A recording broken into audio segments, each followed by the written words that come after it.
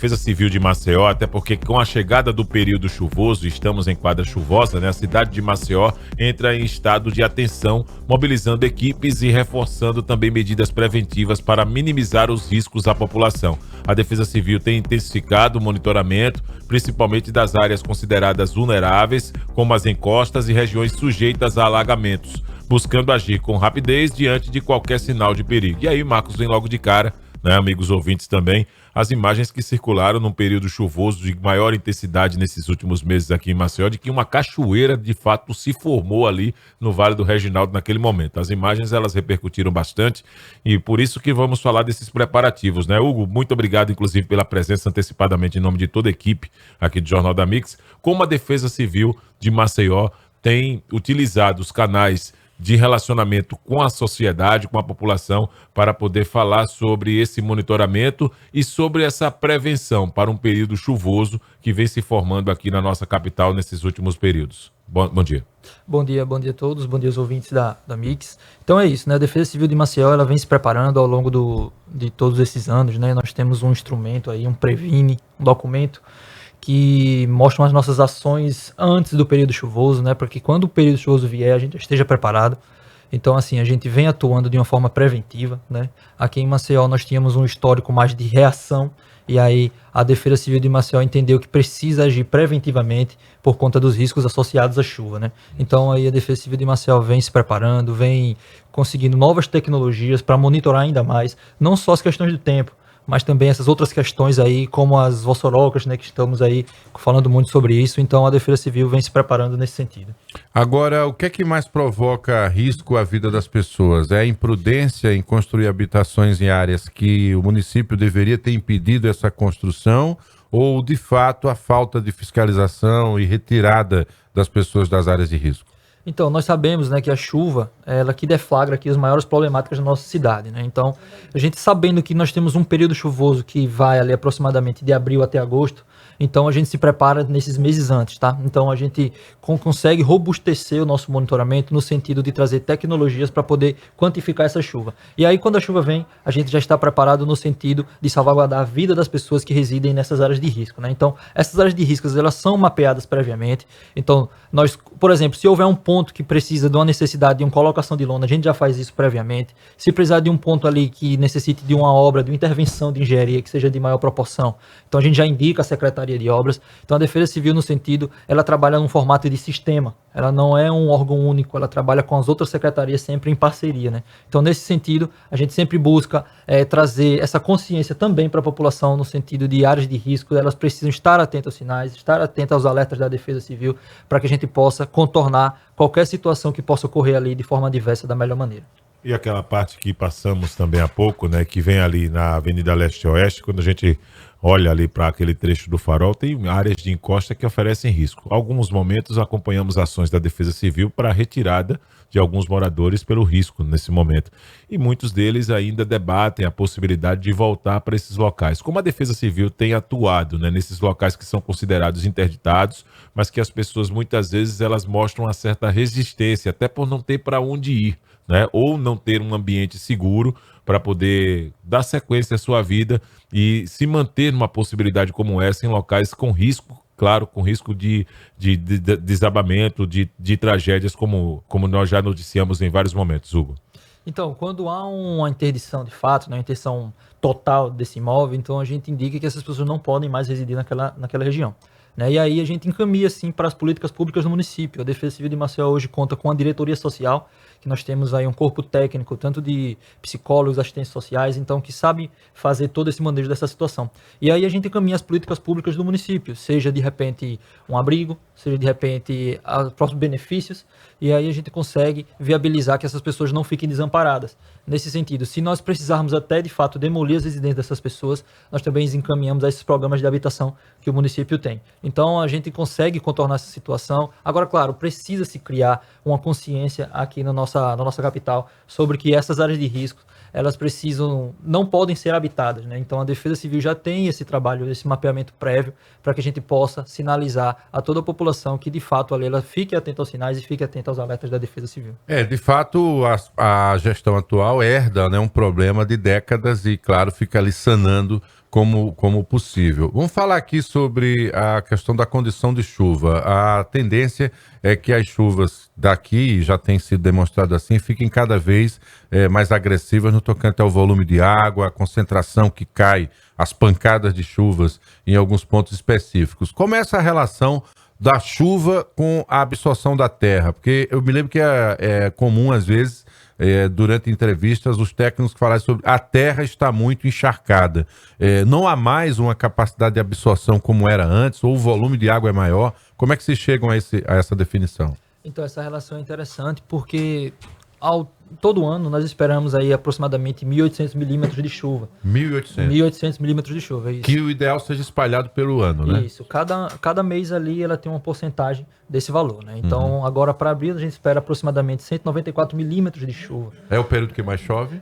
É junho. Junho é o mês que mais chove em Maceió.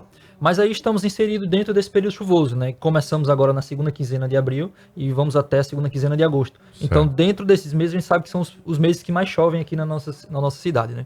E aí a gente já tem essa correlação prévia, porque, como eu disse anteriormente, a chuva ela que deflagra mais as problemáticas aqui na nossa capital. Então, de repente, um deslizamento de terra ele é deflagrado por conta da chuva. E aí, nesse sentido, a gente sabendo dessa relação e sabendo também as áreas que têm a suscetibilidade de poder deslizar uma terra ali, de poder afetar os imóveis, a gente já tem no sentido de avisar essas pessoas. Por exemplo, vamos supor que hoje é um dia que choveu aproximadamente 50 milímetros de chuva na região do Benedito Bentes. Então, na região do Benedito Bentes, a gente sabe que existem muitas encostas ali, dispostas em todo o bairro, né? Então, a gente sabendo que choveu 50 milímetros e há uma suscetibilidade para que essa terra possa deslizar e atingir imóveis, então a gente mobiliza as equipes para aquela região.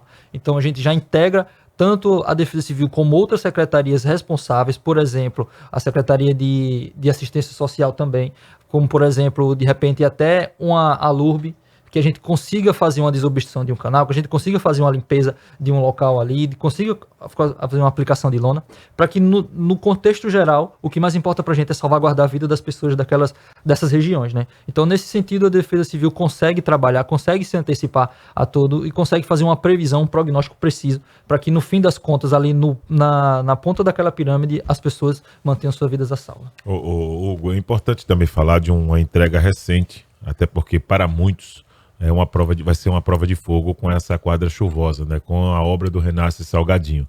A Defesa Civil, como ela acompanhou aqui em Maceió, né, essa obra que para muitos acabava sendo uma obra de difícil realização, com esse período chuvoso, por conta de todo o escoamento ali do Vale do Reginaldo, né, até a Foz do Salgadinho, na verdade.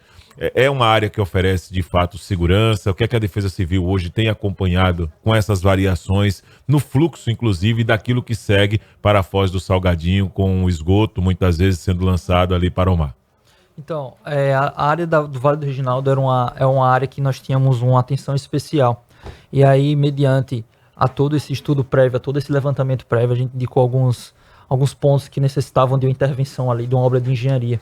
E hoje, quando a gente passa ali sobre aquela ponte próxima à rodoviária, a gente consegue visualizar, olhando ali para dentro, a gente consegue visualizar uma obra que nós indicamos, quanto o Sistema de Defesa Civil indicou, para que ali era um ponto crônico de deslizamento de terra, né? Então a gente indicou aquela obra, aquela contenção ali naquela barreira para que pudesse sanar a questão ali do deslizamento.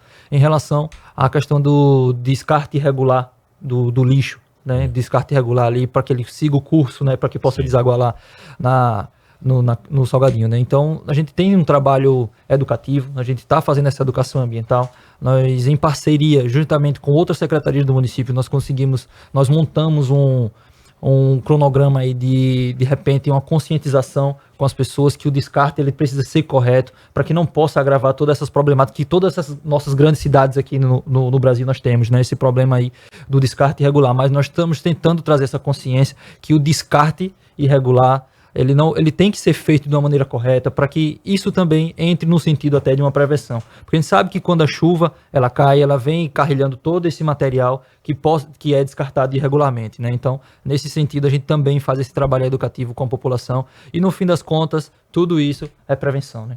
Quando você fala que tem interatividade aí com demais órgãos da prefeitura, vocês têm esquema de plantão. Esses órgãos também têm esquema de plantão? Então, quando nós montamos o documento que comentei anteriormente, o Previne, esse instrumento que prevê ações em todo o ano, né, não só para o período chuvoso, então nós apresentamos ao sistema da prefeitura, né, nós apresentamos a todas as secretarias. E aí, nesse sentido, a gente explica que se precisar, em algum momento, fora do expediente normal, acionar diversos setores de cada secretaria, nós acionamos. Então, a Defesa Civil é um órgão que não para, né, então não fica 24 horas por dia, todos os dias do ano. E aí, nesse sentido, para atuar junto desse sistema, nós indicamos aí que precisaremos, por exemplo, se nós tivermos aí uma obstrução de uma galeria, nós temos que ter uma equipe lá da Secretaria de Obras disponível para que quando nós acionarmos, essa equipe vá lá e faça a desobstrução para que a água consiga fluir melhor naquela região. Então, assim, nesse sentido, a gente já deixa tudo posto, já deixa tudo preparado para que quando chegar esse período, todo mundo já esteja alinhado a quem acionar, o que acionar.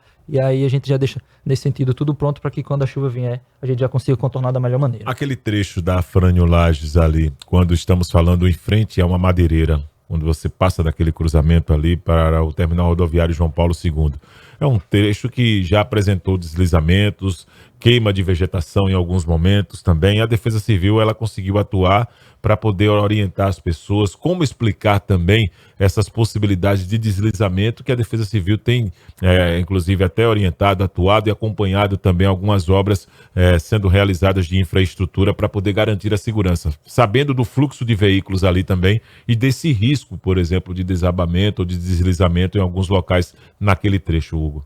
Então, esse trecho é interessante porque, só citando um exemplo, nós tínhamos ali também, na ladeira do Fernão Velho, nós tínhamos um ponto crônico que sempre que deslizava, interditava metade da pista.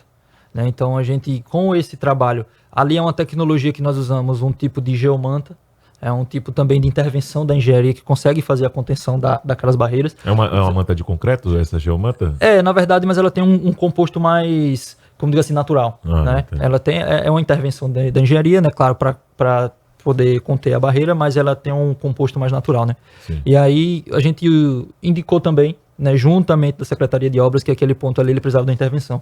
E aí, no caso em específico da ladeira de Fernão Velho, nós conseguimos conter, que é o mesmo detalhe aí da região que foi comentada, a Fernão Lages, né? A gente também já está em processo, já indicamos que ali precisa de uma intervenção, que ali precisa de um ponto de atenção, e aí com certeza a gente já tem esse cronograma aí posto para que ali também possa passar por um momento ali de intervenção, né? Pois é. De onde vem os recursos para as aplicações? É decorrente das emendas dos vereadores para essas ações?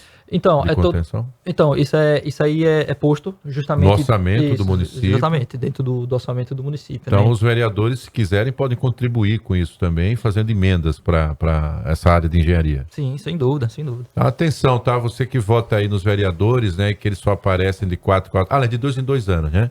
Porque quando eles não são candidatos, eles apoiam alguém. Então, quando eles forem dar um tapinha nas suas costas, né, beijar você, cheirar você, mesmo sem você tomar banho, lembre dele, diz, vereador, o senhor botou alguma coisa para a barreira? Porque a Defesa Civil trabalha 24 horas, agora eles precisam de intervenções de engenharia para tentar salvaguardar a vida das pessoas. Então, cobre do vereador que anda aí na periferia, muito sorridente, com aqueles dentes bem brancos, né, com o seu dinheiro. Então, quando ele for lá dar um tapinha nas costas, lembre disso, na frente do deputado que ele estiver lá levando, viu? Hugo, antes de você encerrar aqui, quem está nos ouvindo, como é que faz para entrar em contato com a Defesa Civil, caso venha ter alguma necessidade? Então, a Defesa Civil atende pelo número do 199, né? Então esse telefone ele fica à disposição da população às 24 horas no dia, todos os dias da semana. Então, se porventura precisar de alguma intercorrência, algum detalhe que a Defesa Civil vá atender, então é só ligar através do 99. E é também importante o espaço para que a população também se cadastre para receber os alertas da Defesa Civil, né? Encaminha o CEP da sua região, da sua residência, através de um SMS para o número 4099. E aí, dessa forma, fica apto a receber os alertas da Defesa Civil, seja de chuva, seja de deslizamento de terra, ou seja, qualquer problema que possa, qualquer adversidade que possa trazer uma problemática aí para o seu cotidiano, a gente está informando. Valeu. Hugo Carvalho, coordenador do Centro Integrado de Monitoramento e Alerta da Defesa Civil também, aqui de Maceió. Manda um abraço para Belardo Nobre, figura aí que está